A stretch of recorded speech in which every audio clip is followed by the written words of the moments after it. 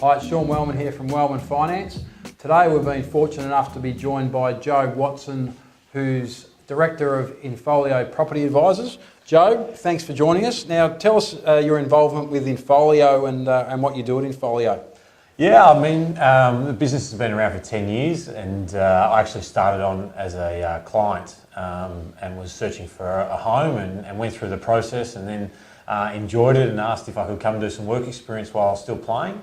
And then that has been able to transition me into life after footy, and so I've been now working since I finished full-time in the business, and we buy properties for clients, both for investors and owner-occupiers, and then we also have a property management side of the business as well. So for the investors, we then can transition them into the property management. So the business is sort of split up in two parts. It's the advocacy and then the property management. Yeah. And where are you working predominantly? Are you predominantly in buying properties for your clients? Yeah, I'm in the advocacy side. Yep. So we're just based in South Melbourne, and we have a heavy focus on Bayside, in the Bayside belt, but we also do a lot of buying in the west and in the north as well. Yep. Now, obviously, the last 2 to 3 years, the property market in Melbourne's been very, very strong with some serious growth.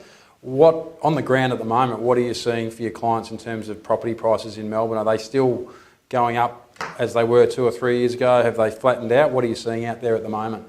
I think that they're certainly flattened out, which was a healthy correction for the market. I think that there's in the east there's certainly been some drop. As that market grew exponentially over a sort of 3 or 4 year period, I think that has started to come back a bit.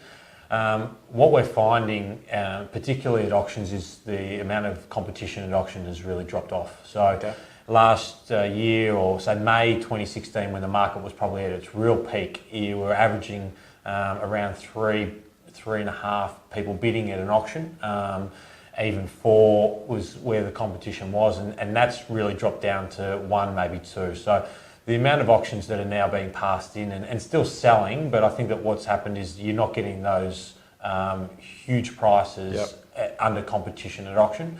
In saying that, we have been, the properties that we've had to go to auction for, there has been competition on, and that's generally where you're looking at really high quality types of property. The market, there will always be a demand for that, so those properties are still seeing good competition at auction.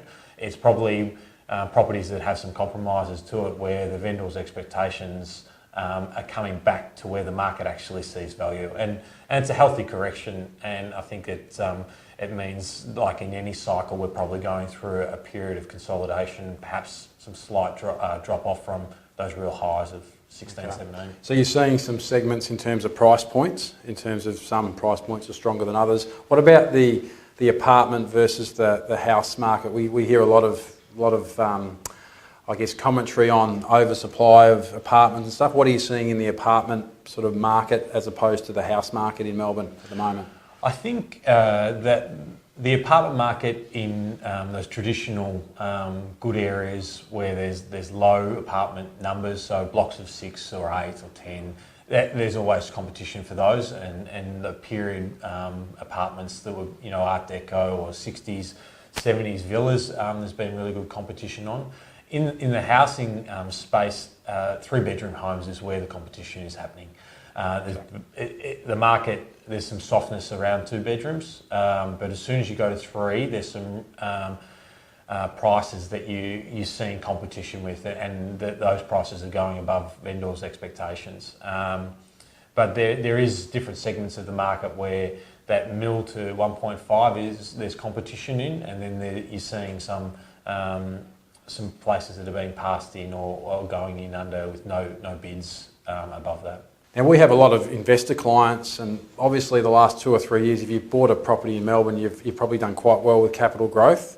Now you need to be probably a little bit more selective and a bit more discretionary without giving too many of your trade secrets away. What are some of the key drivers that you look at when you're buying property for investors that you want some long-term capital growth with?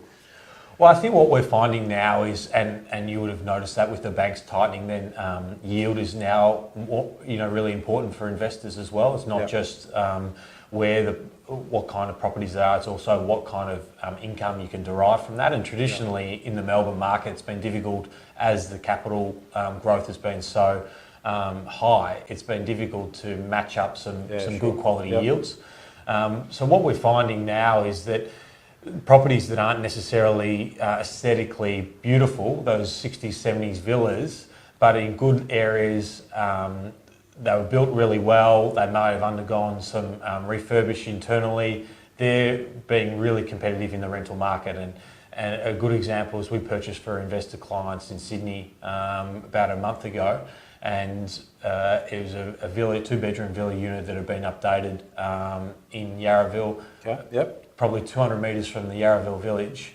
We had 40 groups through the first open to apply, and we had 20 applications to lease the property. And we appraised the property, what we felt was a really strong, almost unachievable price per week, and we were able to get such strong demand from it because of the location, what it fitted, and the lifestyle aspect. So I think for investors, you always want to be looking at how many people are going to want to rent this property from me, as well as buy it, because you now have to be mindful of the kind of yield that you're going to be getting. And every month a property's vacant, every week a property's vacant, it's hurting people. Goes down. That's right. So I think it's about how many people are going to want to not only buy this property from me potentially in 5-10 years time, how many people are going to want to rent it off me right now. Yeah, great.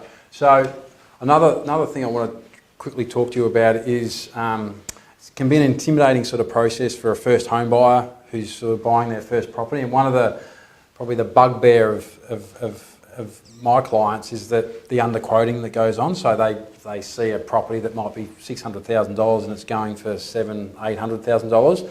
Now it's the environment we live in, but what are some of your advice to first home buyers buying a property and then looking at sticking within their budget as well? I think information and research. You know, we work in property every day. We have a really good understanding. We do a lot of background work, and we pride ourselves on our knowledge and our diligence in evaluating properties. And we miss properties all the time because we put value on them, and we limit ourselves to what we're prepared to pay based off what something's worth in our mind. And just because they've introduced statements of information now, it doesn't necessarily mean that they're the most comparable property that are being used. And so has the statement of information sort of stopped or a little bit of the underquoting, or it hasn't really changed the environment at the moment? I think it certainly helps the buyers, and I think the market conditions have actually helped the buyers as well. Where just because something sold at a price point 3 months ago, you don't actually have to add 3-4% on it now. You know, like the market isn't moving in that direction. So I think that why a lot of people use us and feel like they want to engage us is because of the knowledge that we have, and we do our research and we spend a lot of time valuing properties, and we're very confident that if we have to go to auction, we know what the property's worth and we know what we're prepared to pay. And my advice would be to anyone is to do your research and educate yourself on what you think the actual property's worth, not what something down the street sold for. Yeah, right. Now, just getting back to your involvement in Infolio, now you're obviously transitioning out. This is your first year. What's harder, AFL football or working in the real world? I'm not a sore working in the real world. I think both of them. One thing I've been really surprised at is how well football educates you for life outside of the football environment.